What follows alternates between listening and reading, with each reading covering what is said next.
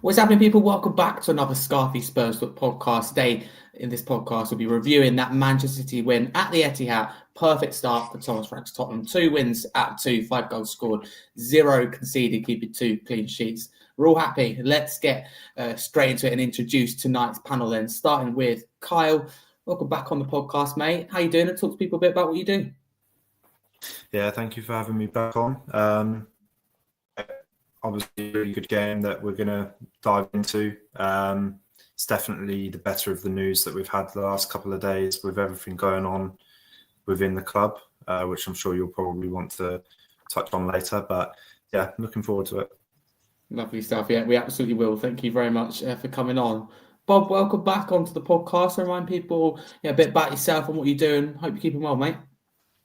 Hi, Harry. How are you? Yeah, I've been on with you now a few times at this stage. Last time I think was during pre-season, so it's nice to get chatting about some real football here now tonight. So, mixed bag of stuff to go through between transfers and then on to obviously the great result in the weekend. So, yeah, look forward to getting into the depth of it yourselves.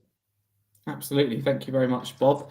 Phillip, thank you very much for coming on, joining us live from Germany. How you doing, mate? And remind people, again, what about you doing with South Germany Spurs in particular?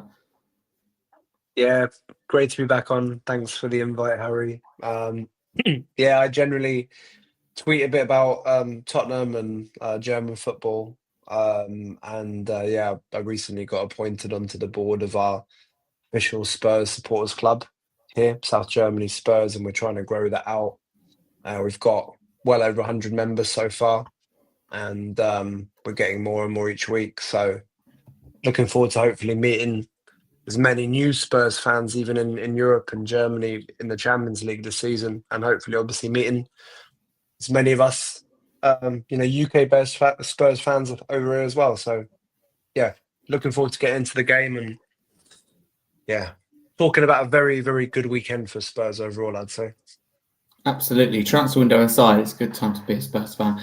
At the moment, things are going well, which is what we always like to talk about, wins rather than draws and losses. But thank you very much, guys, for coming and joining me today. And thank you to everyone who's going to be tuning in. If you're listening on YouTube, please like and subscribe. If you're listening via podcast platform, please drop us a follow and a 5-star review. And big shout out to our partners in the Kitman UK. And you know who I am, Harry Scarfe. I'm your host for tonight. Let's get straight into it because it ended Manchester City 0, Tottenham 2, with Spurs becoming just the second team to win 2 consecutive Premier League matches away to Pep Guardiola's Manchester City. Man United are the only other team to do so. So here's some quick match stats and facts for the game then. So goals, we know, City 0, Tottenham 2. City had 61% possession compared to Tottenham's 39. City had 10 shots compared to Spurs' 12. 4 shots on target for City, 5 for Tottenham. 3 saves made by Manchester City goalkeeper James Trafford, 4 made by Vicario of Tottenham. Most defensive contributions went to Christian Romero with 11. Most touches went to Pedro Porro with 65. Most duels won went to João Palhinha with an impressive 8. And most saves, as we discussed, went to Vicario with 4. So those are your stats. Let's get straight into it. And we'll kick it off for going back pre-match to the lineup. So people didn't see it. The Spurs starting 11 was Vicario. The defence of Porro, Romero, Van der Ven and Jed Spence. Midfield of Sarr, Palhinha and Bentancur, and a forward line of Kudus, Richarlison and Johnson. Kyle, can I kick it off with you? What were your thoughts on that lineup pre-match? I was quite surprised that we didn't opt maybe to play a back 3 or a back 5 if you include like the wing backs. I thought that we were probably going to go along the same lines as how we set up versus PSG. Because I mean, although we beat City, I think it's quite clear to say that they are on paper, man for man, probably the better team overall. And that's how I thought we were going to set up a little bit more pragmatic at the back. But I mean, absolutely love being proven wrong. You know, Thomas Frank engineered a really, really good performance, which we'll obviously get into. But yeah, I was surprised that he didn't opt for a back 3 of Romero, Van der Ven and Danso like he did versus PSG, in my opinion. Yeah, I'll share that with you. I think it was a big surprise. Bob, do you feel the same? You're surprised that maybe Frank went with that back 4? Yeah, I was surprised. Similar to Kyle and yourself, Harry, thought he was going to back 3 or back 5. I thought it was going to be a rinse repeat from the special operation we saw in against PSG. But yeah, pleasantly surprised. I suppose it's nice to be kept on our toes by a manager rather than knowing what's coming every week. But I kind of going back over that record again. But yeah, no, it was good to see it that we're like, yeah, it was great. Like, the way he was set up, we set up with the back four at the back rather than being really pragmatic, like I thought he may be. But yeah, no, it was good to see it. And then obviously we go through the lineup in a little bit more depth, I think, after this. So I won't go too much. But I was really happy with his lineup and how he set the stall out. So yeah, it was good to see it. Okay, thank you, Bob. Philip, can I ask you basically the same question? You surprised that Frank didn't go with a five and maybe, let's say, start Kevin Danso? And if he did start Danso and go with the back five, who do you think would have made way? Would it have been Brennan Johnson? Yeah, on the first question, I mean, fully agree with everyone. I think here on the pod, I mean, I expected him to play a back five, do a pretty much copy and paste of Paris.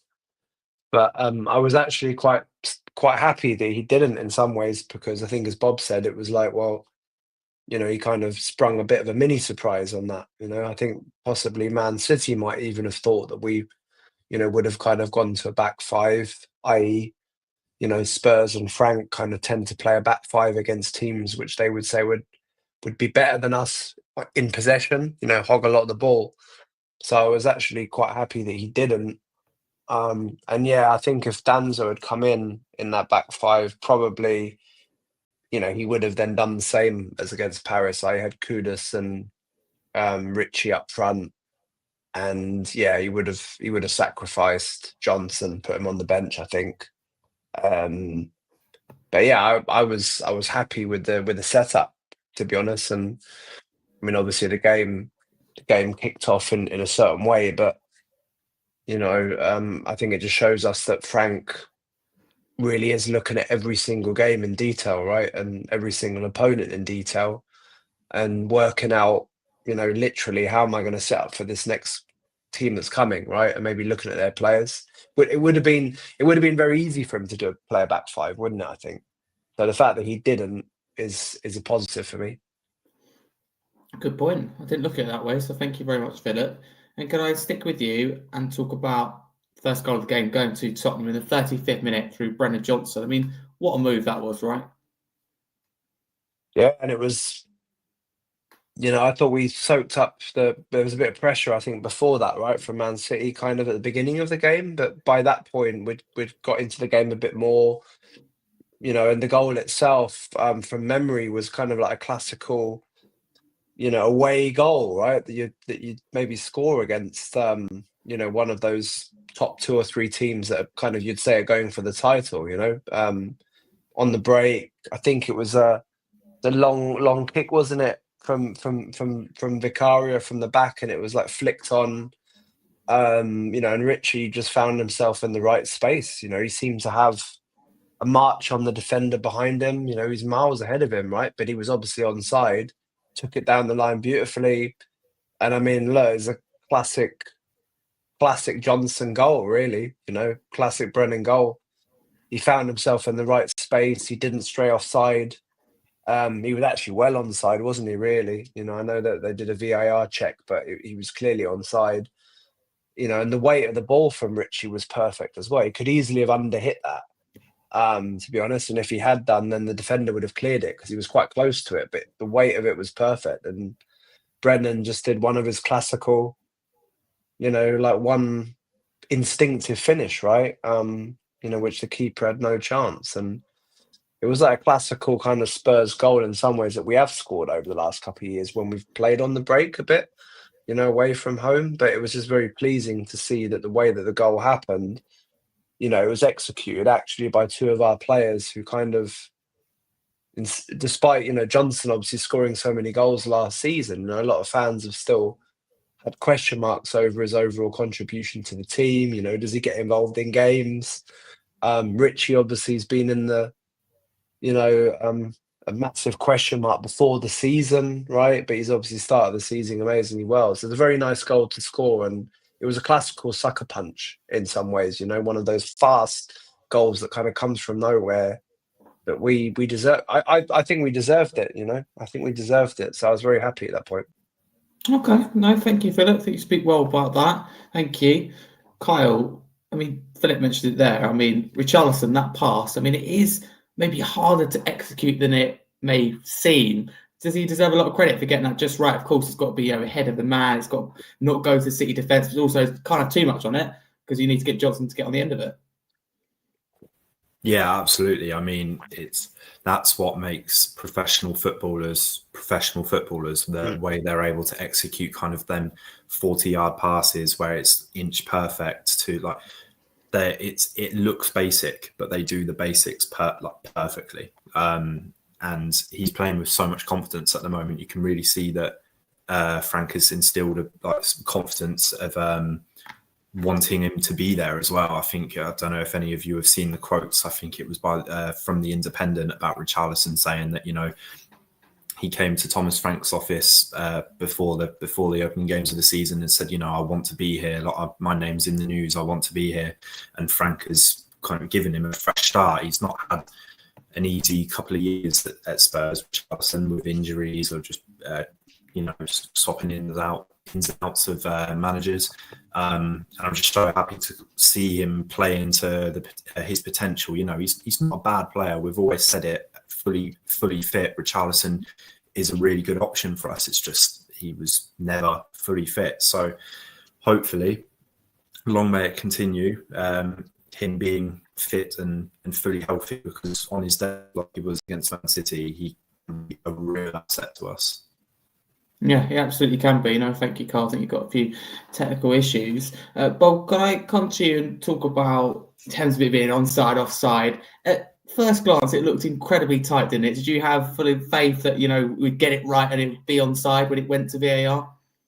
I'd say probably like the rest of us. I jumped up when the goal was scored, and then you get that second guess of was he on? I thought he was off then for a second, and then I think when you see the replay. Obviously, it's for Richarlison on the flick on, and Jones goes to start. Not Jones, Stones, should I say, goes to step up. He steps up. He doesn't time it correctly. Richarlison times it perfectly, and then he has to step on him because I think in trying to turn, Stones slightly lost his footing and he was gone. So yeah, I think once he saw the replay back, I was kind of saying he looks on, and then until it's given, you can't really know. Just like transfers, until they're holding that scarf up, you don't know you can't say that it counts. So similar to goals these days, if anything's tight. But without going down a VAR rabbit hole here, I think the new automation is a much nicer way and a much cleaner way of going about it. So I actually don't mind it. But yeah, it just gave you a chance to celebrate it again, didn't it? So yeah, I think once I saw it back, it looked pretty okay. But you just never know anymore. But it was some goal. It was classic Johnson. I think, as was said, ball in first time, took it. We've seen him score it kind of so many times, hitting it back where it came from. He rarely would glance it. He'd always kind of go back across. And yeah, it was good. Absolutely was. Thank you very much, Johnson, doing what he does best. And we're going to move on now to the second goal of the game, which came in stoppage time in the first half, 47th minute to be exact, from João Palhinha, making it 2-0 Tottenham. Kyle, can I kick off with you this time? I mean, very clear call from Tottenham and punishing Manchester City's mistake. Yeah, absolutely. Firstly, I hope my Wi-Fi is a little bit better now.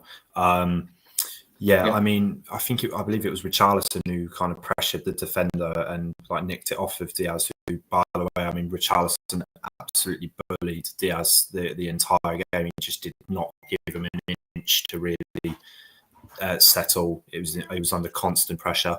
And yeah, it's not the prettiest goal by any means. Not the prettiest goal by any means, but I mean, it's a result of hard work and the players pressing high. We could have easily have sat back and seen out a 1-0 lead going into half time, but the players actually wanted to get more and actually step out and win the ball back high, which is something really nice to see. Absolutely, it's what we absolutely want. Phillip, do you agree? It's good pressing and maybe good anticipation of James Trafford's pass, as much as he shouldn't be doing that. Yeah, absolutely. I mean, the pressing was outstanding. I'd say, anyways, that the press, in the whole of that game was superb. I would call it intelligent pressing. Like the team, anyways, was pressing in the right areas, and they knew that, if one of the players was pressing, then or two of them were pressed that go towards the ball, that there'd be someone covering them, and that's what they did in midfield, but also in that moment, really high. It was outstanding, actually. Anyways, the whole game, but for that goal, it worked really well, and I think they could tell that Trafford was a bit nervous. He didn't look 100% settled, I think, in that game. You could tell he maybe felt the nerves a bit. I guess it was his home debut, right? So you could see that a bit, and why he's that play. He shouldn't be playing that pass out like he did anyways. But the point is that, as Kyle said, like, the players were absolutely bang on to him, and they enabled that chance. And I think Saar was kind of up there, wasn't he, as well? Was he involved? He was in and around there, I think, as well, just like he was, for literally the whole of the game up until that point as well. Was just there, right? He was in the right place as well to kind of finish it well. So yeah, it came from us being aggressive, but I would say, cleverly aggressive, in the right areas. I think we were rewarded for it, in that point. Other teams have done that against us in the past, where they've detected that maybe the way we play the ball out of the back sometimes doesn't work as well as it should, or sometimes Vicaro's, been a bit shaky on the short passing. And we were clever enough, and we were committed enough that we did that, to Trafford and to the defenders exactly enough times in that moment. And, we were rewarded for it. So, it was really good. Yeah, we certainly were, which is what we want. No, thank you very much, Phillip. I mean, Bob, that won't do Trafford's confidence any good. Coming in second game in a Man City shirt, hoping to be the number one. I mean, I don't think it's helped me, but it's not going to be good for him, is it? Yeah, and can I just add something about that goal? Just from a Thomas Frank point of view, if you look, Brentford played United a few years ago. I think it was the first game of the season, they battered them, I think 4-5-1 or something. United were in that kind of horrible green jersey. And if you look, there's a goal where the exact same happens. It was when De Gea was kind of caught out for not being able to play with his feet. He plays a ball pretty similar straight forward out of his box, and the press by Brentford, it's the exact same. It's worth looking up if you can't remember it. It's the exact same as that. And I think it was Sarr who nipped in, and whoever did for Brentford in that case, and they scored a goal from it. So I think, and again, and I know I'm kind of going off piece on the question you asked there, but something I'm saying, like, disconnect the team, this and that, and people saying that City didn't look good, but I don't think we let City look good. We didn't let City have anything. We disrupted every bit of everything they tried to get. We disrupted it. So I just think it's lazy by Sky, it's whoever BT. Obviously, it's or TNT, whichever they go by these days. I know every team probably says that about pundits when they're talking about them, but it was always about what City could have done better, as opposed to Spurs just putting the pressure on. As for Trafford, look, he's a young keeper. It wasn't a great game. Again, we'll probably come to it. He probably should have sent off for 2 offences as well. He looked a bag of nerves. I think he got off to a bad start. That was that. He was gone. And saying that, it was probably a good thing for us that he stayed on the pitch with the way he was playing. So it didn't go too much against him. But yeah, he looked a bag of nerves from the start. Obviously, Guardiola will tell them just keep going and going. Like similar to Ange last season with us, he was like, keep passing it out. But there is a time to go long. And an experienced keeper would know. I think there's a picture doing the rounds of, I think it's 4 Spurs players in the box and 3 City players, including their goalkeeper. So with the press, I don't think he was given any help, and then he was gone for his head had gone there for the rest of the game. So yeah, I just think Spurs should be getting more credit for, and Frank as well, for that press and how well it looked. I think you make a good point. I think you put it across well as well. So thank you for doing that. You can criticise as a pundit anyway, you know, Man City and playing out from the back in that situation, or Trafford being told to, as you alluded to there, but also go credit Spurs, the anticipation, the press, the willingness, the work effort, as you all guys have mentioned. So very, very good point. And if only they were capable of giving, you know, both sides, but very rarely seems to be the case. But at half time, it was Manchester City 0, Tottenham 2. Philip, coming back to you, what are your thoughts on the first half? Did we deserve to be ahead at the break? Yeah, I mean, absolutely. I thought, you know, City, they created, I think, Marmoush right early in the game. He looked like he had the beating of Porro. Then he kind of quite easily went past him, I think, twice. And, you know, to be fair, I think one of the shots that he had, it was pretty much straight at Vicario, right? You know, it was a good save from Vicario, but the save you'd expect him to make. You know, and there was another one where, you know, the ball, there was kind of Vicario came out of it, didn't it? And the ball kind of was diagonally sent back towards the goal. It just missed the far post. Now that can go in.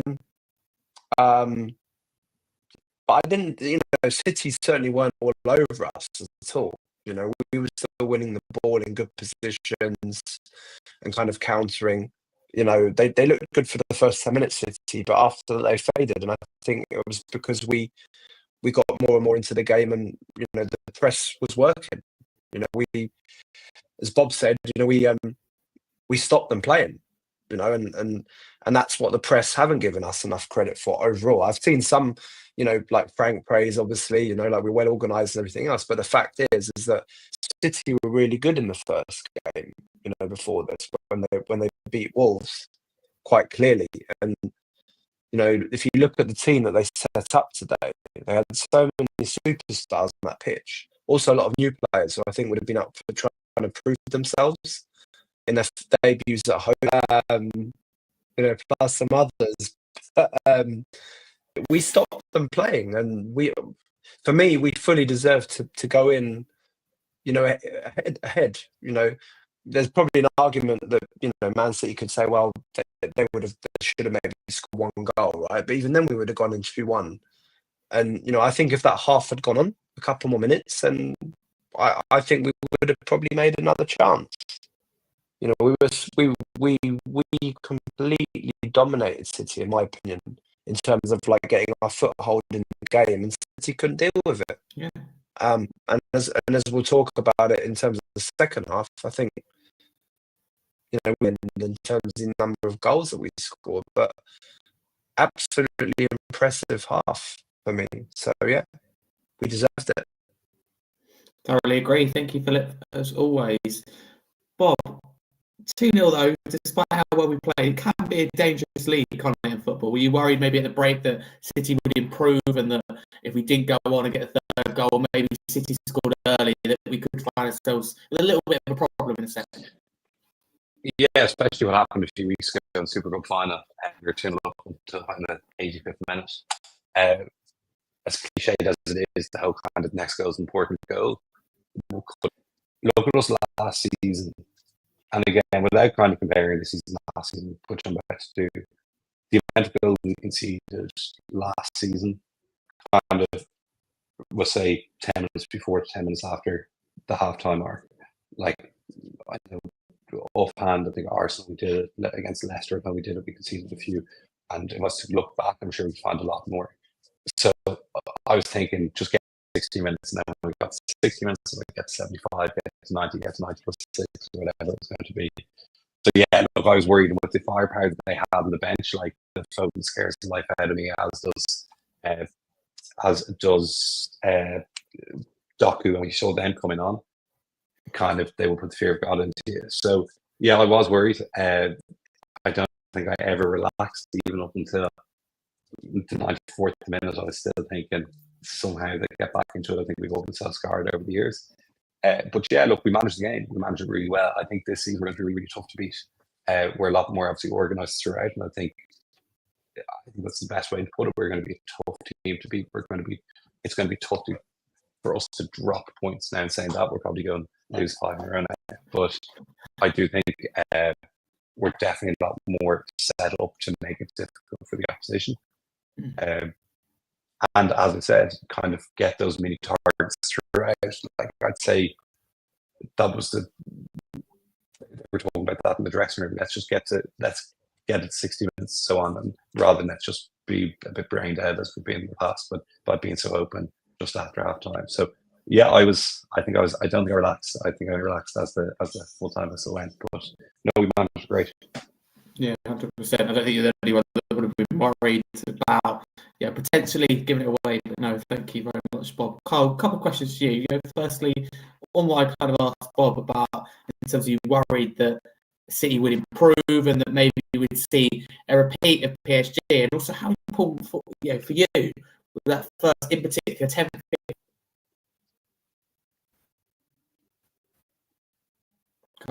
Yeah, I mean it's in sport. It's one goal and all of a sudden their tails are back up and they're one off from equalising. So it's such a dangerous scoreline. But I think they had a lot of the ball when they came out of the second half. But I think Romero, Van der Ven, Jed Spence, Porro as well. Porro was kind of caught a few times like isolated with his man. But them three in particular showcased why they probably are the most underrated defenders in the league. I think the last 2 seasons has really decreased their stocks based off of just injuries and casual fans maybe not really looking into why we conceded so many goals, and B, a system which just did concede. But I think the way we play now under Frank, like Bob said, we're a lot more organised. I think people will really see what we all already know of that Romero and Van der Ven are a top centre-back pairing. And like you said, that opening 15 minutes of where Man City came out, really, really strong, and they were just able to soak it up. That was what got us over the line. Then it's only fair that we bring it up. James Trafford incident, who I believe was Mohamed Kudus, we kind of come together. Trafford's come out. Big gap every time, seems to be in behind the ball, behind Diaz. Couldn't seem to deal with that. You're absolutely right. Richarlison gave him a horrible time, even though Richarlison didn't get much success in terms of holding up the ball. He was still causing Diaz a load of problems. But the question, I suppose, here is: should he have been sent off? Is it handball? Is it a foul? How do you do it? I mean, it was definitely a handball. It struck his arm, and it's one of them of where I hate how the rule of a handball changes based off of where it happens on the pitch. Literally only the week before with Tarkowski, where the ball was deflected. Obviously, I know he's not a keeper, but the ball was deflected. He's made a conscious effort to put his hands behind his back whilst obviously still diving for the ball, and it's been given as a penalty. Now, obviously, it was outside the box, so it wouldn't have been a penalty, but he has made himself bigger to try and block Kudus and for someone who is trying to make themselves smaller and put their arm behind their back. It's been given as a penalty, and as a result, they've lost the game. I just think the rule is so silly of that it changes based off of where it happens on the pitch, if it's inside or outside the box, and also who touches the ball, if it's an outfield player or the goalkeeper. It's absolutely crazy, isn't it? I mean, you're right to bring up that Zagorski incident. I think that's absolutely crackers how that happened. So no, thank you very much, Kyle. Bob, I'll come to you. How do you view the James Trafford and Kudus incident? Do you agree with Kyle? Handball for you? Yeah, I don't know. I think as well he takes him out. I think it's more of a foul than a handball. Okay. I thought that was more what it would have gone for, because if he doesn't take him out, he goes around him, and he had to run on the defender as well. So I think there's two things. Now again, we may be coming to this, so sorry if I'm jumping the gun, but just in the eyes of balance, I think they probably were unlucky not to get a penalty at one point as well. I think we were all probably a bit worried when we saw the challenge go in. I think it was Van de Ven went in. Again, just to be fair, but maybe for once it evened itself out. But I thought it was more foul for me than a handball, because I don't think the handball is a deliberate handball. It has to be a deliberate handball. Again, this is all I know. Not nobody knows the handball rules anymore. They change it so often, but I think it was a foul. He went out recklessly, but I don't think he went out and handled the ball deliberately, if that's the best way to put it. But either of them, I couldn't believe it wasn't even checked. Crazy. I don't think, Not properly. because do you remember they checked the Paro incident when Paro got fouled just outside the box. There was more emphasis on that than whether. I think if that was a standalone issue, I think Trafford could have gone. But I think he kind of got slightly lucky that there was so much going on at that one point. So yeah, I thought it was more a foul than handball, to answer your question there, Harry. No, thank you. Maybe they could decide whether it was handball or fouls. They just decided to give neither in the end. They couldn't make their mind up, because both of them, I think you can make a valid case for to be given. Phillip, can you define the handball rule? Because I absolutely certainly can't. It's got crazy at this point, isn't it? To be honest with you, I have zero idea what it is nowadays, and I haven't even bothered reading up on it like in detail, like what the changes are, because it does seem to change every year, every season. Is it by the side of the player? Is the arm kind of higher than the head? What defines ball to hand? Like I honestly don't know. So I probably should actually just do a bit of a Wikipedia or a bit of Googling on it, to see. But I don't know even then if it would actually get what's the word, kind of implemented and also followed properly, right? Because as always, it seems that whoever's on VAR, if they do check it, they just seem to not be consistent around these things. So I have zero faith and zero trust when it comes to handballs anyway, right? In the game at the moment, and it really annoys me when goals are chalked off or given when either or, because I think a lot of the fans just don't understand it, to be honest. On that specific incident, I agree with Bob. Actually, I don't think it was it wasn't deliberate handball.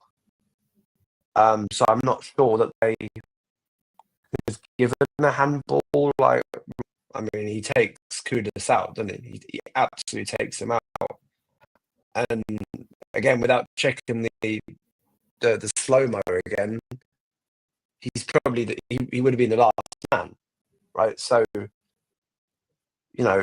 really have been a red card. I think he was very lucky there. And at the time, maybe they didn't really show the stream that I was watching it here. They didn't really show that many kind of replays of it, to be honest. So it was only a bit later on where they showed quite a few of them. And it's like, what actually happened there? Because that's a red card for me. So, I think Trafford's very lucky there. Man City were very lucky there. And yeah, the other incident, I think, was a penalty for City as well. For that, wasn't it? So, again, that might have changed the game slightly, maybe they wanted to even it out, because for me, it was a clear penalty, and we were very lucky, not to concede that penalty as well. So I don't know, who knows with these things, but you take the decision sometimes, don't you? But yeah, Trafford is a clear foul for me. I don't. Normally, the keepers are penalised for that, right? And he would have got either yellow or red. And if he'd got a yellow, then you would have been questioning the yellow and saying, well, why is it not a red if he's last man? Because a foul is a foul. He's obviously taken the player completely out, and arguably, Kudus would have just gone around him and finished.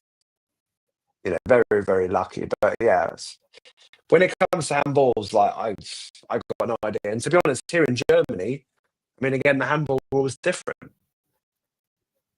Like they give handballs for different. I don't know if it's UEFA or FIFA who have actually, like, every season come out with new kind of small print around it, right? But I think there's just zero consistency anywhere, to be honest. Well, it's one of my bugbears around football, really, at the moment, I would say. Like the handball role, I know offsides, they've obviously changed a bit, right? And, you know, from what I understand as well, maybe for the better a bit. Yeah.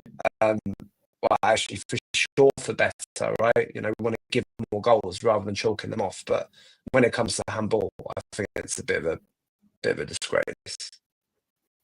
Can I just add one or two more things on that, Harry?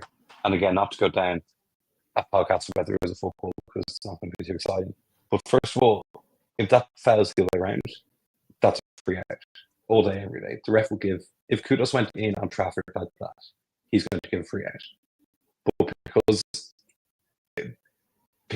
of the decision to make by sending off a goalkeeper, I think he bothers it.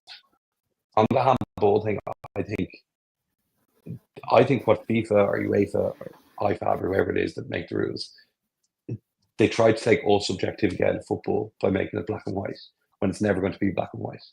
I think the question that needs to be asked by the referee, and it's always going to have subjectivity, do I think the player deliberately made a deliberate handball to gain an advantage in the game?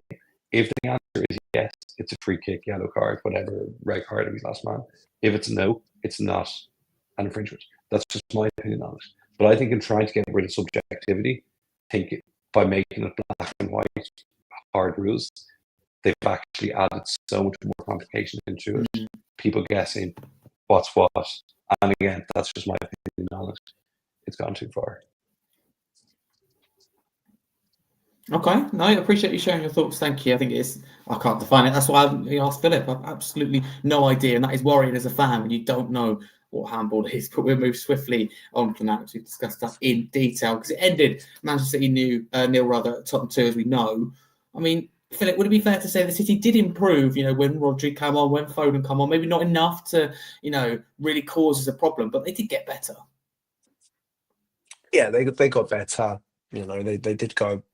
They stepped up a tiny bit, but and I think as Bob said as well, I mean, I was still panicking right until injury time because we just know what we do, right? Same as against Paris, in control the games and they get one goal back, momentum, and then anything can happen. But to be fair, like we rode it out really well. I think we didn't, there was a couple of chances.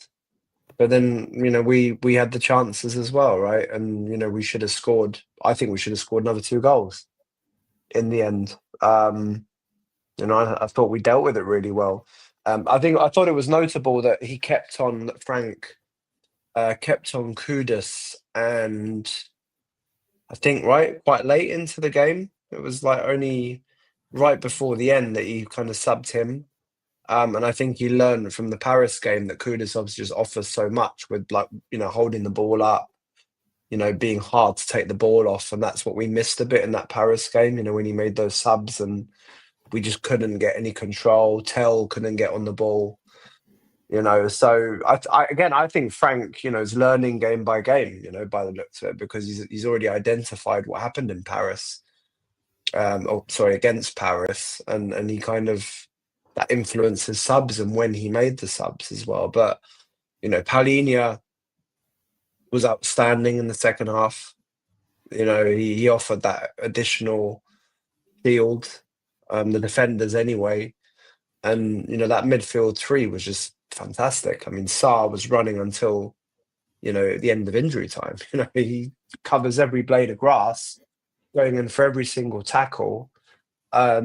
And he's still got, kind of Palhinha and Bentancur next to him who were all good to a T. So, they improved, Harry, but very rarely did I wasn't panicking, it wasn't kind of like your heart was in your mouth every time City would come forward. And again, I don't want to talk about, last season or the past and stuff, but again, the organisation of the midfield and where the defenders were positioned on the pitch was perfect in that game. You know, we allowed ourselves through organisation, I think, and through discipline to just make it very difficult for City to get through. You know, and I think, you know, Frank will have learned a lot out of it, and you know, a lot of fans will also kind of have learned, I think, out of it as well in terms of what we are this season. Okay, Philip, before I move on to you, a comment in the YouTube chat from regular David Clark, who he actually said he disagrees with you on the substitutions and maybe the reasoning for it against PSG. He says that, sorry, I disagree. Against PSG, Frank was forced to take off Kudus and Paulinho because of exhaustion and cramp, and the only players he had were lightweight kids to bring on, and that's the only reason. Can you understand where he's coming from in terms of maybe Frank's hands were tied? Obviously, we haven't done enough in the transfer market. I think we can all agree on that. Yeah, no. I mean, you know, he's right about the fact that they were tired against Paris. I mean, especially Paulinho. And you know, Paulinho was knackered in that game. He clearly wasn't fit, I think, when it came to PSG. Kudus, I think, probably could have played longer against Paris, to be honest. But you know, he'd only just joined the club, and I think he was probably. I think Frank still thought, though, maybe that, you know, that the likes of Tell, and I can't remember who came on as well in that game. Obviously, Solanke for Richie, and there was another player who came in midfield, wasn't it? Was it Archie Gray came on against Paris, I think, at the end? You know, I honestly think that Frank maybe would have expected, you know, Solanke and especially Tell maybe in those positions to kind of be able to hold the ball up more than they did. You know, and let's be honest, you know, both Solanke and Tell were pretty poor when they came on against Paris. You know, Tell couldn't keep the ball. Solanke actually couldn't either. So look, I get David is right on that, but you know, Frank is still getting to know the players. I think that was his first kind of, let's say, half competitive game, and he wouldn't have known, you know, how long they can play through. And I think he would have expected that those subs would have made more of an impact. But obviously the players are a bit fitter now, right? And I mean, Kudus, you know, it was the same against in the first game against Burnley. I mean, he just runs and runs, right? He just keeps going. And I think it was just key for Frank that he you know, would have wanted to kind of at least just keep it out there because he knows that they can keep the ball, you know. So yeah. David's right about that though, but you know, it's kind of nuances around it, isn't it? But yeah, it's you know, I think Frank did learn from it though, and he realised if there's any way I can do it, I need to keep those guys on the pitch. You know, he's not going to take the risk. I think he also learned that maybe substitutes aren't as good as he would have hoped, you know, that he could have got somewhere else. But to answer your question, I just had a look because I knew that Gray come on, you're right, for Paulinho, but also Bobo did come on in the 91st minute, so with a few minutes to go of additional time. So to answer your question, they did both come on in midfield as well as Tell and Solanke. But back to this game, I mean, Bob, would it be fair to say it's quite a comfortable win in the end, despite, you know, spells of City pressure in that second half? Yeah, I think in hindsight, it was a comfortable win. I think, kind of as I said, I didn't relax until the final whistle was blown. But I think when we look back on it and we're chatting about it now and watching the highlights from over the past couple of days, I don't think they did too much really. I know I said we had that spell at the start of the game where they had, but I think we were pretty comfortable, and I think a lot of that goes to kind of the back four and the midfield. And I know we'll get into that. I'm sorry, and to be honest with you, the forwards as well with the press they had. So it was a good team performance. But I think with the two boys at the back and Van de Ven and Romero staying fit all season, it's going to be so crucial. Even if we get more bodies in, I still think with the two of them, keeping them fit is going to make a regular season. We're just so much better with them and look so much more assured. Romero could push higher up with Van de Ven there behind him because he has the pace to cover him. And I think in hindsight, it was comfortable. I don't think they did much in the second half. I know Doku had a bit of energy about him when he came on, and so did Foden. But there wasn't much really. They didn't really have many chances. I know there was the odd Haaland chance. You know, missed a header. Maybe he should have done better on. Who had the header? Did Rodri have a header as soon as he came on as well? Did he put saved by Vicario. Yeah, that went straight at him. Could have been better. But I think all in all, it didn't look like it wasn't probably as nervous as he'd normally be looking back in the City match or watching it. Like, it didn't look like a team who had finished 17th last season against a team who finished third last season, and a team who'd won a treble 2 years ago, and a team who spent silly money over the last few years, as opposed to Spurs, who are obviously a great team, but haven't spent what City have. I think we were pretty well matched. Obviously, we were better. We won the game, but it never felt like we were punching up. It did feel like we were just a team going about the game and playing it well. Okay, no, I agree with that. Thank you, Bob. And can I stay with you? 8 wins now against Pep Guardiola's Manchester City. Are you happy to collect our yearly 3 points against Man City? Yeah, I mean, I'm feeling like United in the '90s coming to White Hart Lane. And Harry, unlike you, I actually remember that. I always try to. I don't know, I'm the only one who does this, but I'll compare results from teams from this season against last season.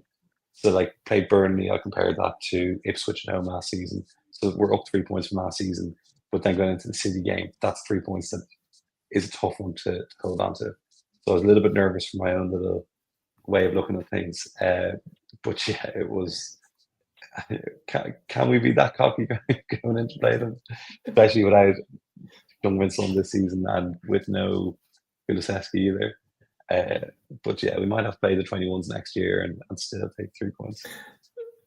Maybe it's just a curse at this rate, but no, it's impressive. And as you said, done it without Kulusevski, done it without Maddison, you've done it now without Kane, without Son. It's just really impressive. You just keep this record going like a jinx.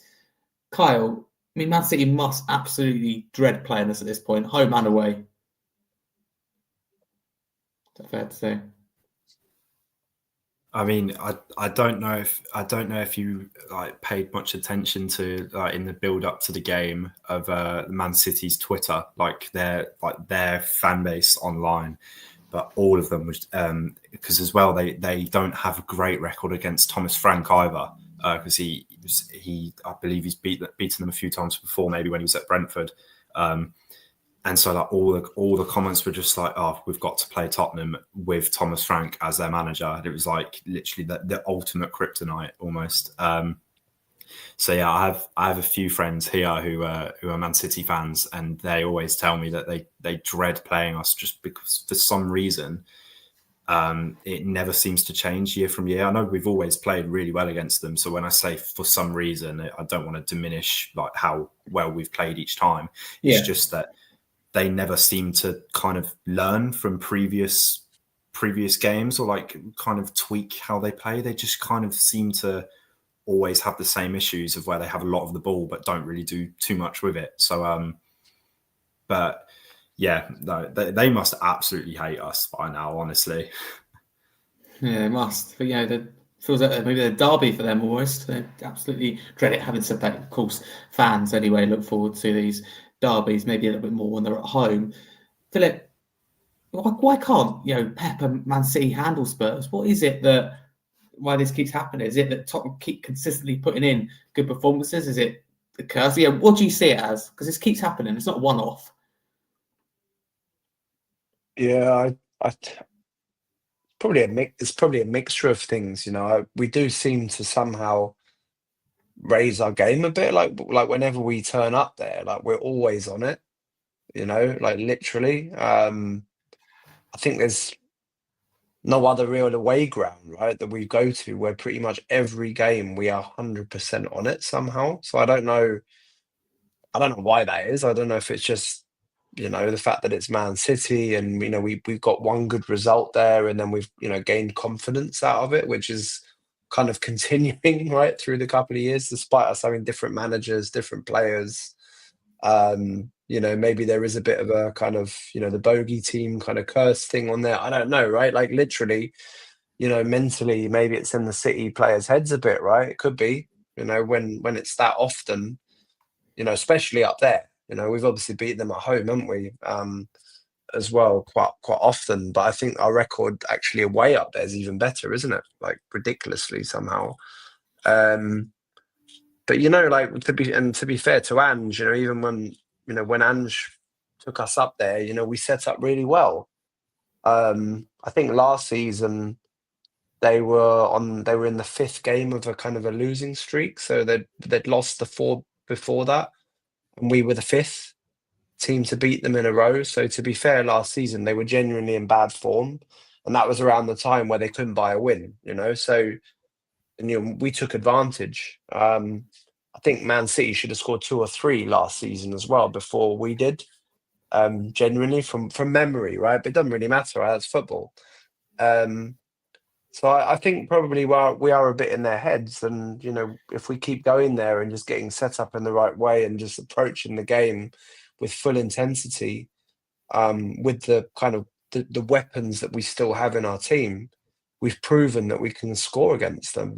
Whether it was Son or Kulusevski before, now it's Brennan, Richie and whoever else, right, in the team, despite not having a number 10. So, I think it's a mixture of everything right now. But I don't know what Pep says to the players.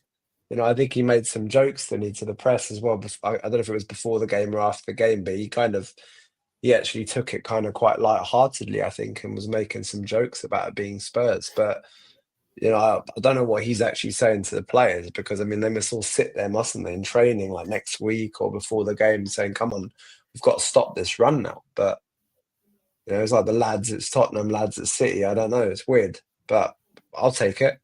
We own Manchester, don't we? Like, full stop. If you look at it that way, how many times did we beat Man United last season? Was it 4 times, 5 times? I can't remember. I think we just crazy, but hasn't normally happened like that over the years. So I think we'll take that at the moment. We absolutely will take it while we can. Thank you very much, Philip. A long way it continued too. Carl, Philip alluded to it. Frank, any substitutions? Did he get it right in this case? I'm trying to remember who he actually brought on, to be fair. I know that he subbed on Odebear, who had about a 12-minute cameo, who looked bright. I think he's definitely higher up in the pecking order over Tell, and I think the last couple of game weeks has probably shown that Frank probably trusts him a little bit more. But he looked bright. He offered a bit of ball retention that maybe Johnson, that's not Johnson's game, really, being able to hold on to the ball, which is probably what you want when you're seeing out a game. You want someone who's able to, draw fouls, keep hold of the ball. It makes it very difficult and frustrating for the other team. Slanky came on. He's looked not fully fit, to be honest. And I'd definitely say that Richarlison has warranted probably being higher up in the pecking order for now. I'd probably say a fully fit Solanke still edges that for me, but it's obvious that he's still not fully fit. I can't remember who else we brought on. Bergvall as well was another one. Yeah, I've got here Odebear, 78th minute come on for Johnson. Solanke come on for Richarlison, 78th minute. You've spoken about that. Bergvall, 86th minute for Kudus, and 91st minute Danso for Paulinho. Yeah, to be fair, Bergvall was quite unlucky to maybe you could maybe say that he deserves an assist. He made a really good run down that right side before cutting it back to Odebear, who his shot was dragged wide. But again, he looked bright when he came on. And Danso, we've seen it so many times before where we've subbed him on late on just to really see out the game. He is built like an ox. He's huge, he's strong, he's quick, he's intelligent, a really intelligent defender. And I'd probably say that for recent business is probably one of our best January transfer window signings, because I know we've obviously signed him this summer fully, but it was an obligation in January. Probably one of our best pieces of business we've had since, along with maybe Kulusevski, Bentancur in 2021. I really, really like him, Danso. So I think Frank got the sub spot on today, the other day, sorry. It's all right. No, thank you. I agree with that. Bob, do you think Frank maybe learned from the mistakes against PSG, as we've spoken about? I think his hands probably were tied and what he could do, still getting to understand and the squad. That's what friendlies, preseason games, even Super Cup finals are about. But did he get it right for you? We won the match, so he did get it right. No, what I'd say is, I think we were hanging in there more so with PSG. I think we were more in control of the game in the second half. PSG, to be honest, for me, felt like more of a smash and grab.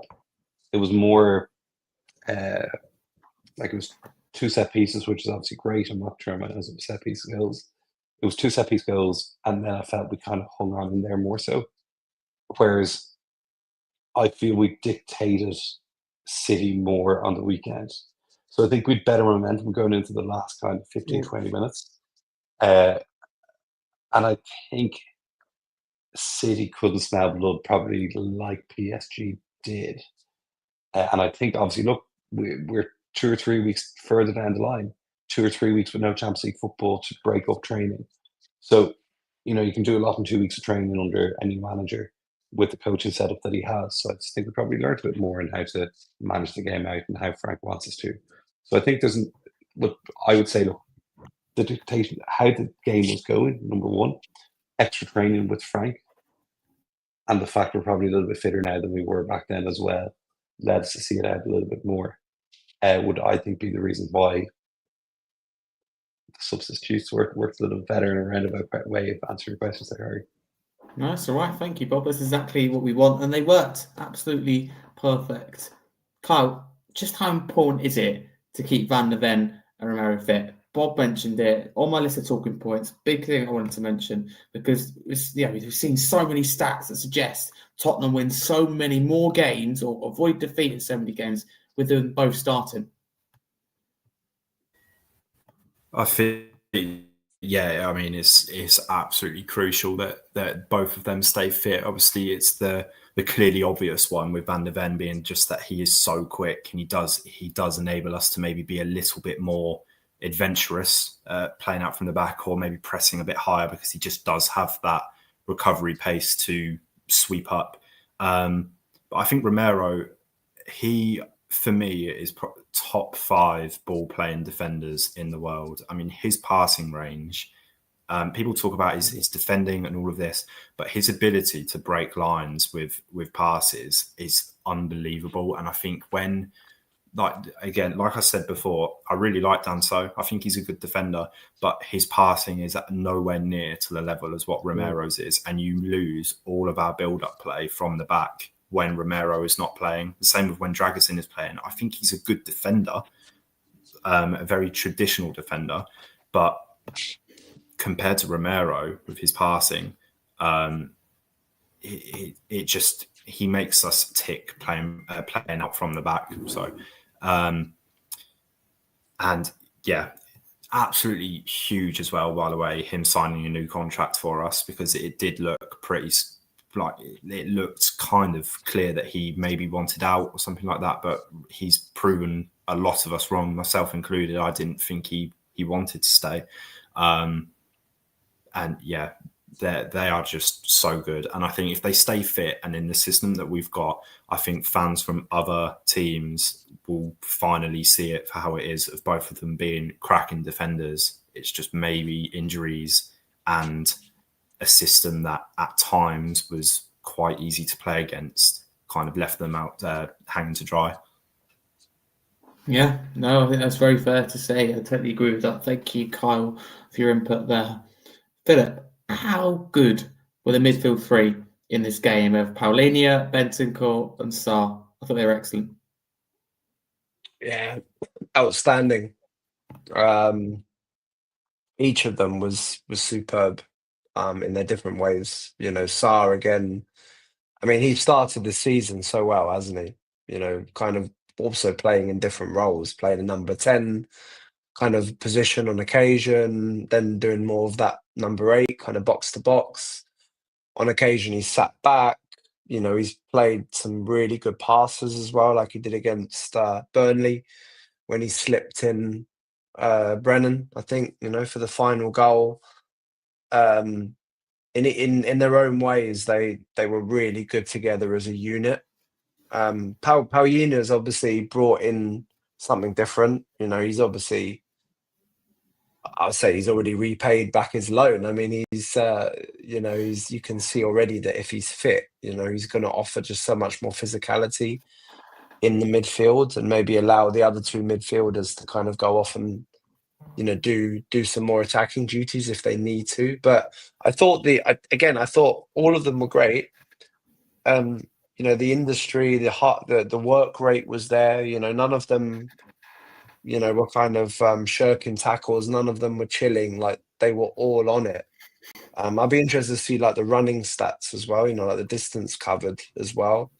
I'm pretty sure that Sarr would have been up there right at the top of that. But one thing I would say as well is that Palhinha has made a difference. But I think because the way that the defense is set up and because the team is just a bit more disciplined, a bit more organized, I would say their positioning in midfield seems to be a bit better generally, I would say, so far. And even against Paris in the 3 kind of competitive games, let's say, we've played this season so far, it does seem to just be a bit more compact in midfield. Whereas last season there were gaps, there was holes kind of, I don't know, like with the press as well, because the press was fantastic. We've talked about it before, but that midfield 3 were pressing in different moments differently. Like, it wasn't just, hey, press, or like, press in the wrong, which we did on occasion last season, right? And it was very intelligent how they were pressing. So look, I mean, outstanding. And I guess the challenge for Frank is going to be a bit like, well, how do we bring Bergvall into it in terms of like when we kind of, don't play one of that 3? If he takes Bentancur out and he puts Bergvall in, how does he kind of just shift it slightly? If we get, I say when we get a number 10 now in the transfer window, but it could be an if, couldn't it? Let's see. How does that fit in as well, right? Because the number 10, assuming we play with 2, wide forwards, that number 10 would kind of be one of those 3 midfielders as well. So I think Frank's still got, some kind of small challenges, I would say, around how he works out his best midfield 3, but also then for certain games how he does it as well. But at least he's got the opportunities to kind of rotate in there. Now depending on the opposition, I guess if we're playing like another Burnley at home or Wolves at home or West Ham at home, then he probably doesn't need to kind of play Palhinha. Maybe he doesn't even need to start him. He can play Bergvall in there, and he can rotate a bit. So at least he's got that mini luxury. But I can't remember the last time our midfield looked so look like one unit together, where everyone kind of knew where they should be standing and everyone was executing kind of the press perfectly. So really, really, really, really happy with that. Okay, thank you, Philip. Bob, can I ask you, how impressed were you with the work rate, with the press and tracking back? Is that something that really stood out to you? Sorry, finally I have a couple of mute. I've been in so well. Yeah, again, as I think I said, like it's just the whole organisation and structure. I'm so impressed by the 3 boys in midfield. There wasn't a blade that didn't come between them. With Bentancur, I think it's the best we've seen Bentancur play probably since that first 6 months when he joined in the Conte first season, or the first half season when he joined with Kulusevski. Mm. Like, he looks back to being comfortable taking the ball from back forward, taking it on the turn, beating a man and offloading. Like, it's just so nicely balanced. Like, even with having Sarr in the 10 at the moment, I know we're all crying out for a 10. We're refreshing Twitter nonstop for that 10 signing. But like, Sarr is just a new player under Frank. And yeah, it's just perfectly balanced for that type of game. Now, I do think it won't be as perfectly balanced when we come across a team who sit deep and we need to break down. Like, let's just say Sunderland at home, when they just sit deep and we have to break them down. So that's where we may not look so balanced. But right now, the press looks good. We look good at the back. The midfield are kind of going box to box and covering every bit of grass. So I think everything's looking good at the moment. Obviously, it could be famous last words from me. But yeah, I think we're all looking good. Absolutely. Thank you very much, Bob. And Carl, can I ask you, it's kind of similar, but I want to focus in particular on our defensive discipline and maybe the whole balance about the team. Is this something that's impressed you? Yeah, absolutely. I mean, like we've said many times already, we know how good our defence can be. And I think a lot of that really just does come from having protection in front of them now. Ange was screaming, crying out for a number 6, like for a player who could play in the 6 role, and he didn't really get it. And it's always one of them kind of like, what could have been, how much better could Ange have been with the players if he did get, because he wanted Palhinha as well before he went to Bayern Munich. So I think a lot of this defensive discipline does stem from the fact that we do now have a proper destroyer 6 who kind of enables them to maybe be a bit more adventurous. Or we saw so many times Romero stepping out of possession to cut out passing lanes or make interceptions and be able to be really aggressive, because Palhinha can just drop back. Whereas I think with players in previous seasons who we've had playing there, such as Basuma or Bentancur, who doesn't really suit playing as a lone 6, they just didn't really have the defensive awareness or like IQ really in order to pull that off. But I think Palhinha really enables Romero to perform his best trait, which is probably his controlled aggression of being able to step out from the back line and sniff out any danger. Yeah, totally agree with that. Well said. Bob's unfortunately had to leave. We thank you very much for coming on and his contribution. As always, make sure to check him out across all socials at Bob Spur. But let's get straight back into it. And Philip, can I come back to you? I want to talk about on that right side in this game in particular, because what really stood out to me, Philip, was how good we were defensively. It's Porro and Kudus, I believe, and just how they just kept helping one another. Kudus tracking back, and we saw a real defensive side to his game that maybe we didn't know he had. Would that be fair to say that he stood out defensively? Yeah, not just in this game, by the way. I mean, in all of the games so far. But yeah, he was very good again on Saturday. In some ways, he was better. I mean, I think on Saturday, in some ways, he was better defensively than from an attacking perspective, because that's what the game kind of needed overall. But I was at the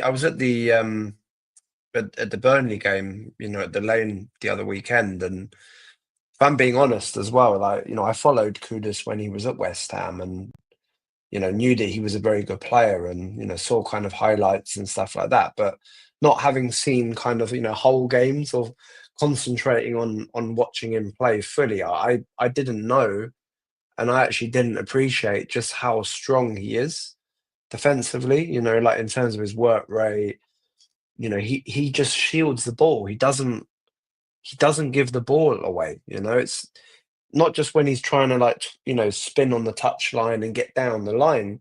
He gets the ball kind of played into him, back to goal. He won't lose that ball, and I didn't realize that about Kudus. So again, I think he's an absolute bargain, right? Anyways, for what we paid for him in the end, I saw a lot of West Ham fans trying to, say that they, that they kind of mugged us off for him, right? And that, we should have paid 30 or something rather than the 50 or whatever it was, right? The fact is, Kudus at the moment, based on his start, based on those amazing, crosses and attacking play and hard work against Burnley, based on Saturday, even against Paris, he was great. His mentality, his attitude, what he said about the club. He's honestly worth 75, 80 million pounds, I would say. He's at that level at the moment. I think, and we can, and maybe we still will, maybe we won't, but for sure next week there'll be a lot of digesting of this transfer window as a whole. But if we look back at it so far and we just look at the Kudus one and we look at other players that have been bought by other clubs, the other teams have spent a lot of money at the top, and we haven't so far. But in terms of individual buys, Kudus has to be up there in the top top couple of transfers done so far in terms of probably value for money and what he will bring to the club and the team, not just this season, but moving forward. He fits to Tottenham perfectly, and he fits to Thomas Frank perfectly as well. It's a dream signing. And yeah, like going back again just to the original question, I mean, very, very impressed with what he does, and he offers something a bit different because you can actually say to him, he was with Porro, and they already seem to have, developed this kind of, maybe telepathic, relationships a bit overboard so far, but they know where they're standing, they know where they're passing to, and they probably can also, and I think they showed it already, they can kind of dovetail a bit and exchange positions as well, because we know that Porro does on occasion like to get forward, and Kudus did actually tuck in on those occasions, so I don't know if Kudus actually played as a right wing back possibly for West Ham, maybe at any point, or played more that wing back role, but what a player he is, what an absolute player he is for us. So excited to see what's still to come from him. 100%. Let's be honest. He's probably a £70 million player, and that's maybe even an understatement. So it's very good that we got him. And when West Ham players, you're totally right. And when they continue to talk about him to this day, and they're still upset about it, aren't they? They know deep down that they've been absolutely taken for granted for him. Maybe a potential another raid for Lewis Paquetá. I don't want to talk transfers today, but it could be a second raid for West Ham, which will go down very well, I'm sure. We'll get into that another day, I'm sure. But Kyle, Manchester City, not at the races. Is there any need to panic for them? No, it's just their annual, 3-point giveaway to Spurs. Really, I think they'll be fine. They obviously Wolves are there. They looked like a poor side when they played them last week, but City looked really convincing, and I think it's Pep Guardiola. He is who he is. They will be back up there again.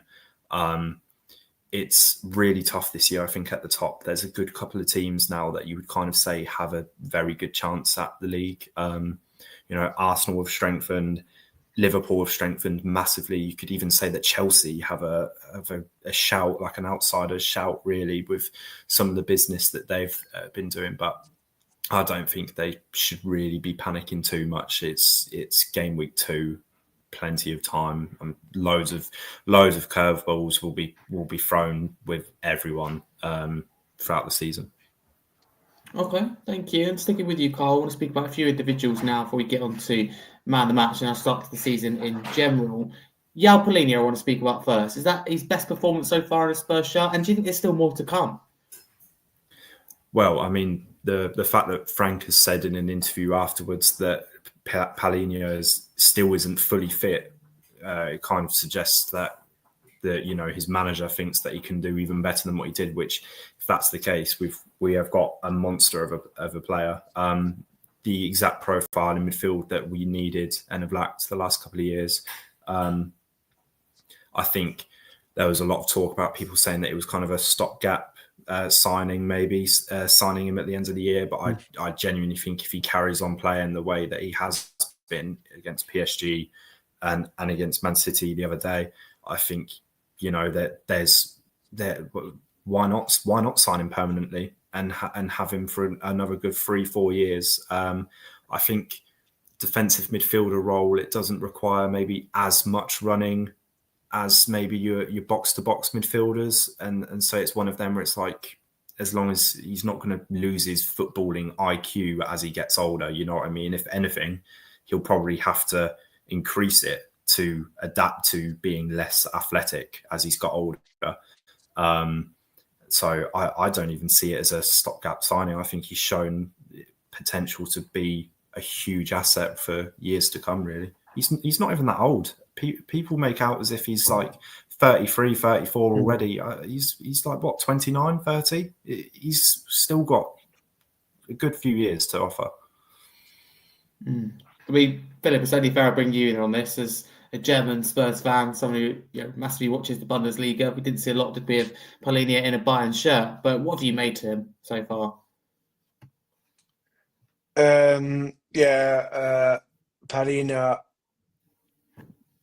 great signing. He had a few niggly injuries at Bayern, and he never really got into the swing of things there. And I think when he was fit again, fact is that Bayern don't need to play someone like Palhinha in a lot of their games. Actually, when they've got also Kimmich and Goretzka, kind of in front of them, it's it's really not a need to play him. But he's actually impressed me in the last couple of games. Probably even a bit more than I expected. We've got him on loan. I'd imagine we would sign him permanently, right? If he keeps it up and he doesn't get any injuries. My original, dream was for us to get Adam Wharton, this summer somehow, get him in, which obviously is not possible. But I'd still like to hope and dream, bearing in mind how long it takes us to actually get transfers over the line, that if we start now, we might be able to get Wharton signed up by next summer. Looking at our track record on the time it takes, but like Wharton could even learn still from someone like Palhinha, and I think Palhinha can also play. He can slot into the back three or back four sometimes as well. How he does. He can cover the space and that. So really, really impressed with him. He seems like a top guy as well. Really good personality. Seems to be a winner.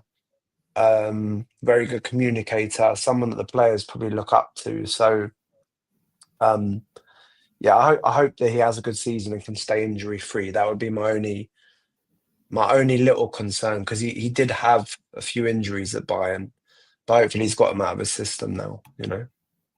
Hopefully, fingers crossed. Thank you, Phillip. Kyle, can I come to you? I want to talk about Bentancur. I mean, I think you agree he's so important to this team. Do you think that he's rediscovered his previous form in recent seasons, and do you think he should have a part of the leadership team?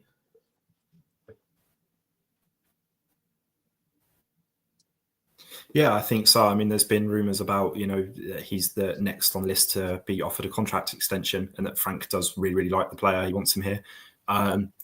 He worked really well with someone like Palhinha next to him. I think we saw that in 2021-22, where he had Højbjerg next to him. And they worked really, really well together. And I think that's definitely, that Palhinha and Højbjerg are slightly different kind of players, but it's the same principle of he's got a more defensive-minded midfielder to pair alongside him.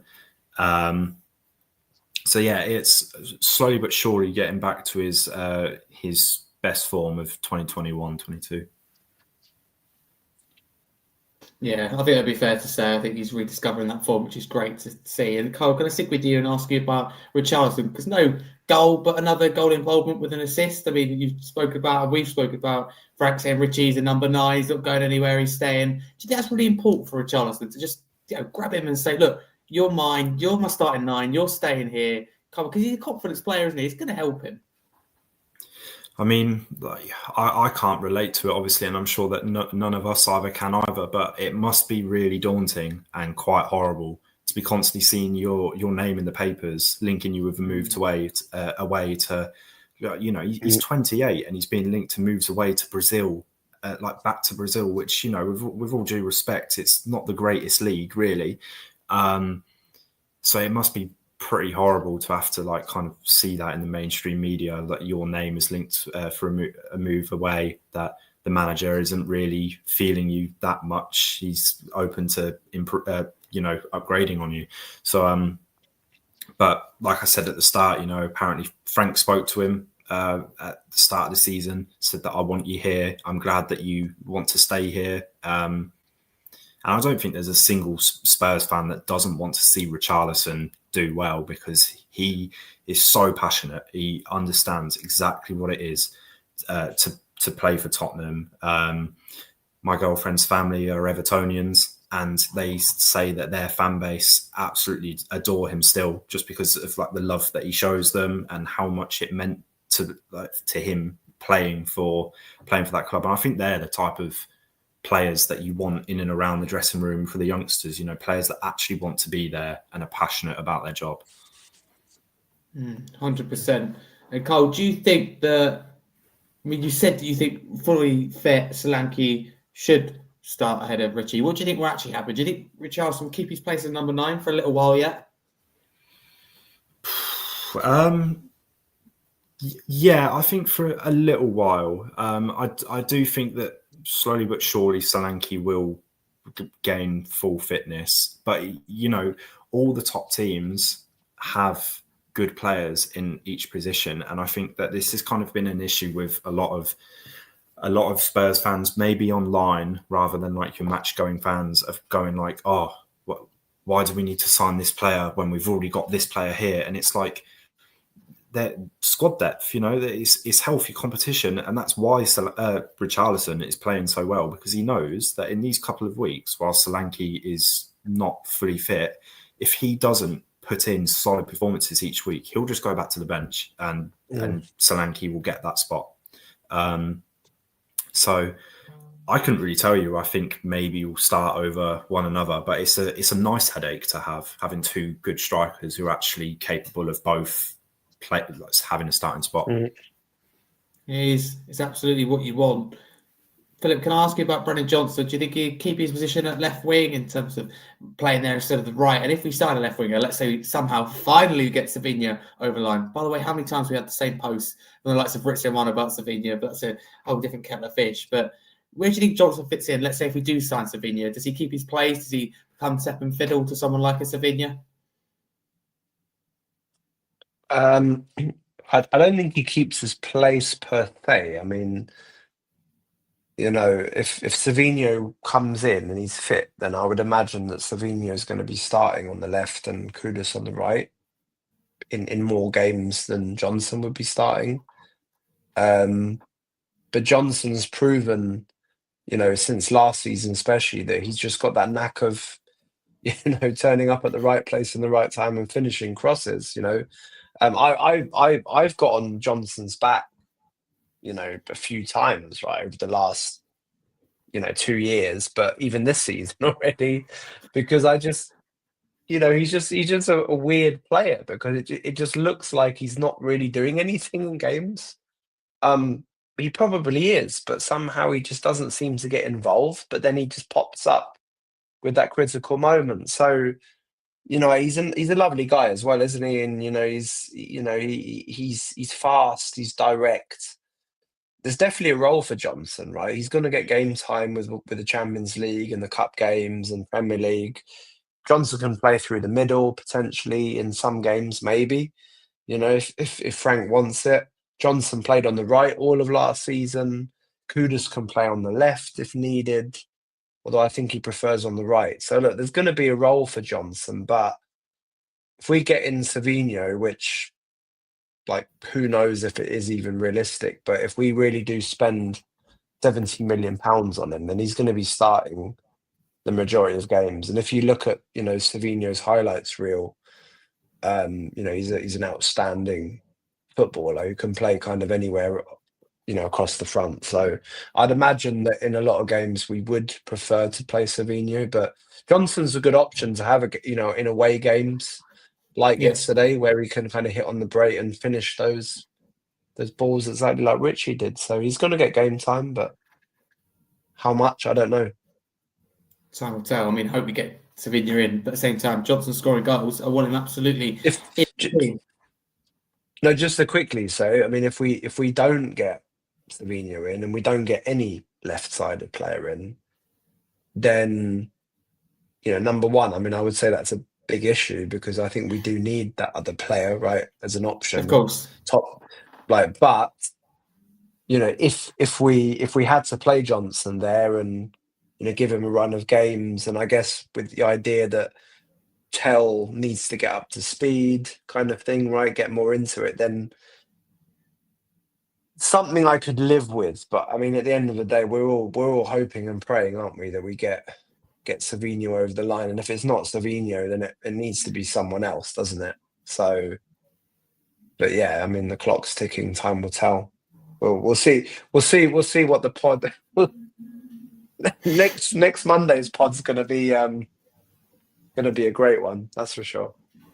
Absolutely. Transfer window stuff still in the process of planning. Looks like a double podcast at the moment on Monday nights. Do stay tuned for that one. I mean, absolutely, hopefully it will be worth it if Tottenham are active in the market, but I don't say that with much confidence, unfortunately, at this moment in time. Hopefully it does change. But Carl, last individual I want to focus on before we give man of the match and wrap up is Jed Spence. Is there any other fullback right now in the Premier League that's better in 1v1 duels? It just seems to boss these 1v1s.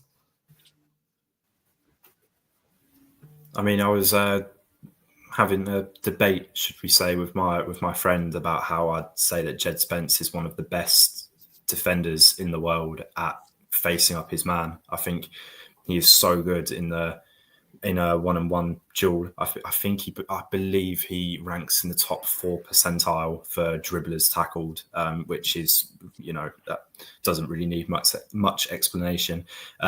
He's got that perfect balance of poise, composure, along with he is extremely athletic. He's really strong, quick.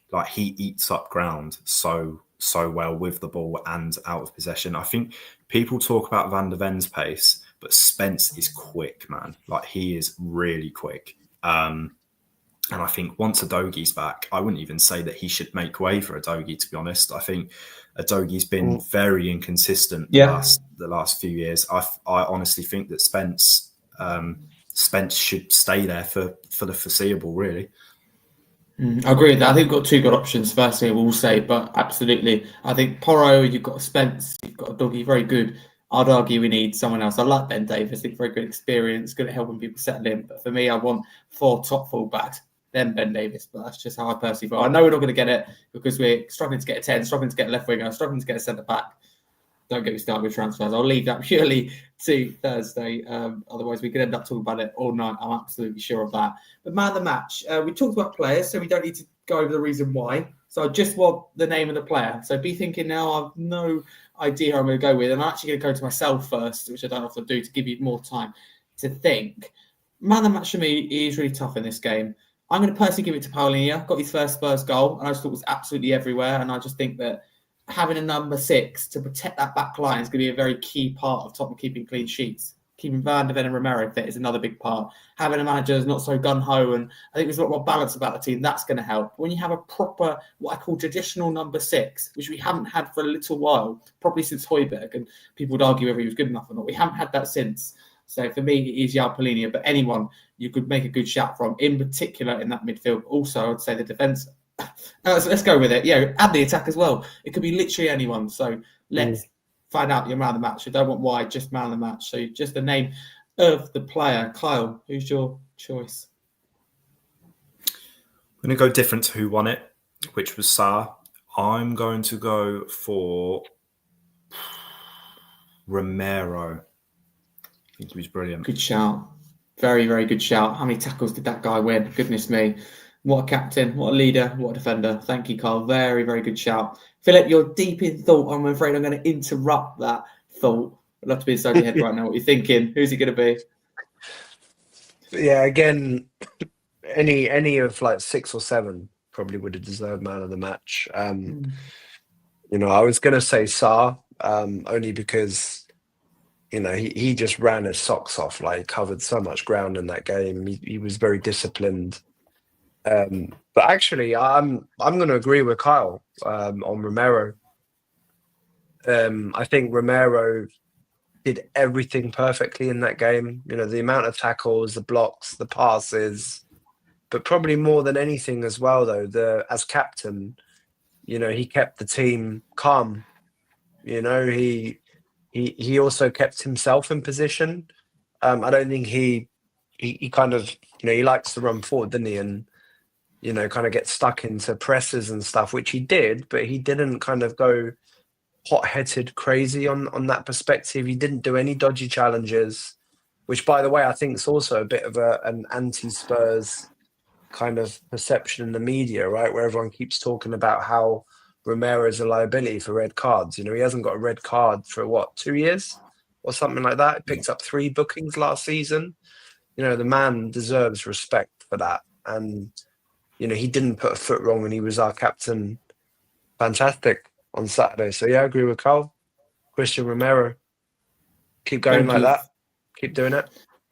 It's absolutely what we want. But to end, 6 out of 6 points, 5 goals scored, 0 goals conceded, meaning 2 clean sheets. Kyle, the perfect start for Thomas Frank, right? Yeah, absolutely. Against 2 very different opponents to one another, he's shown that he's able to adapt to both.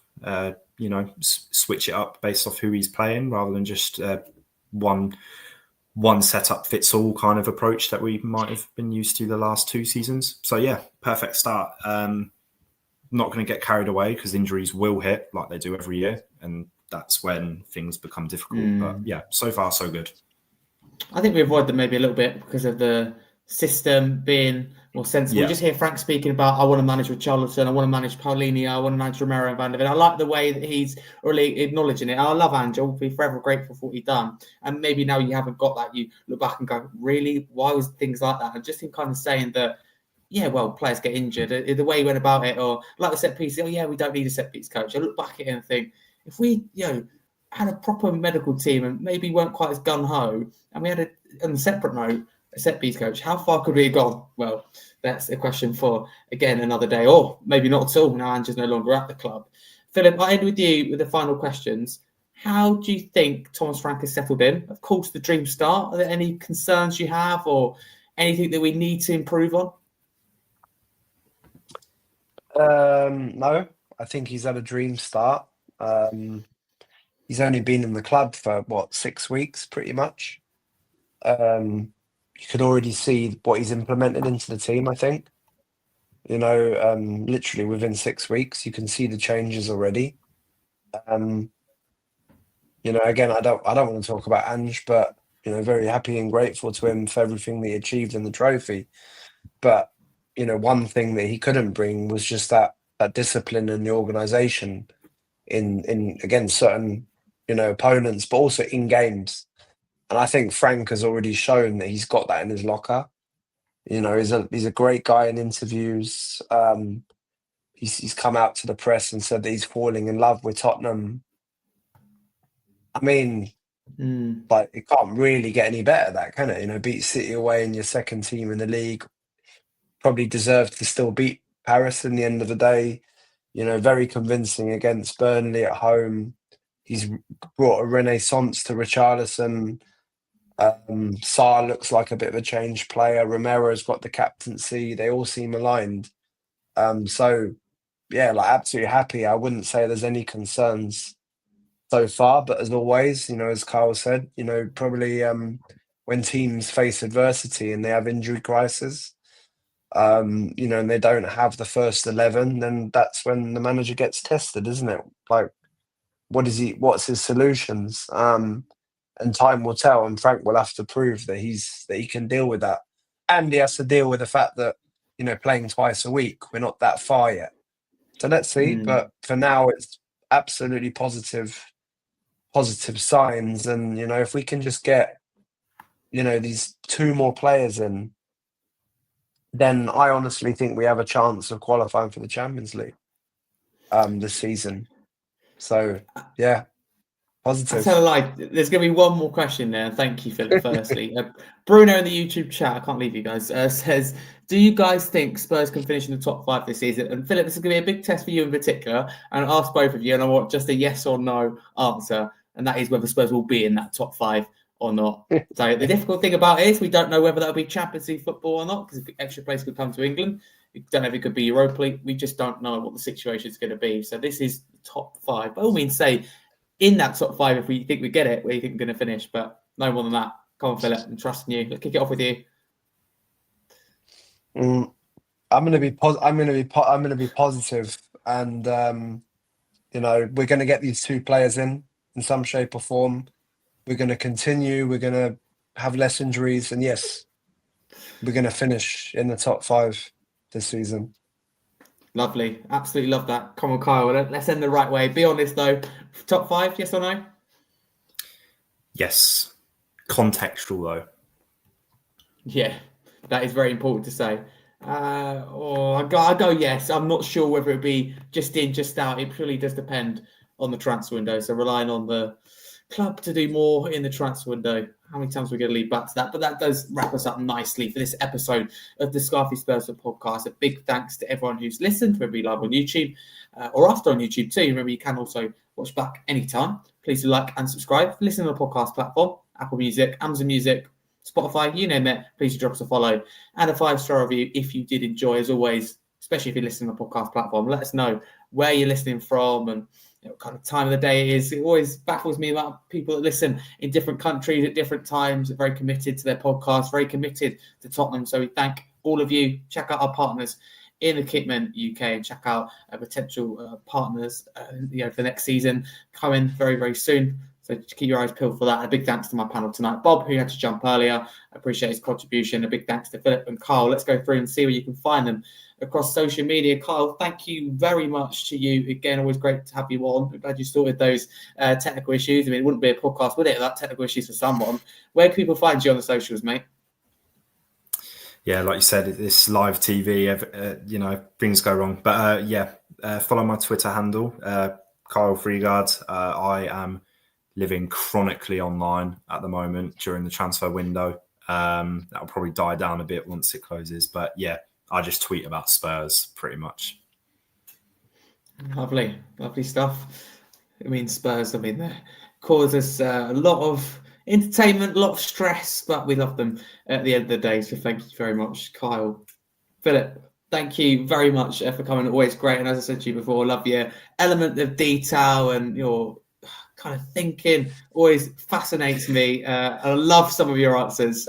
Yes or no, we get a 5-minute answer, but I honestly would have it any other way if I could choose. So thank you so much for coming on. Where can people find you on the socials? Again, please talk to people about what you do. I find it extremely fascinating. Yeah, I'm mainly on X or Twitter at Frankfurt Spurs.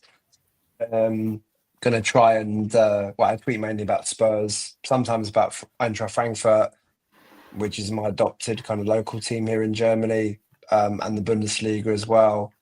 I'm going to try and do a bit more content this upcoming season on kind of players in the Bundesliga as well, like, upcoming talent, etc. But 99% of it's all Spurs. So come and check me out. And yeah, just say thanks again, Harry. It's always a pleasure to be on. And I think we all stand before a very, very interesting and I would say enjoyable season ahead, as we've all predicted with our finishes. But again, we all need to pray for the next kind of 4 or 5 days, don't we? So let's see. We absolutely do. Come on, Tottenham. Come on, Enid. Come on, Daniel Levy. Come on, Tottenham board and recruitment team. Look, we've won 2 games. They need to look at it and go, how can we stay in this position? How can we be competitive with the top clubs in Europe and the Champions League? How can we be competitive with the top clubs in the Premier League? We know, don't we? They look at this and go, 2 wins out of 2. Frank, what are you on about? What more do we need? We're winning. Second place. That's the way I look at it, rather than thinking ahead and thinking, how can we stay in this position? But don't, as I said, they get me started. Hopefully, by the time even the podcast reaches you, you never know, or certainly by the time you next hear from me, we will sign at least a player. It's quite funny how we've gone from we're going to sign a 10, a left winger, to we may sign a player for deadline day. But come on, Tottenham, do the talking in the transfer windows. I don't have to do it for you. But for now, a massive come on, you Spurs.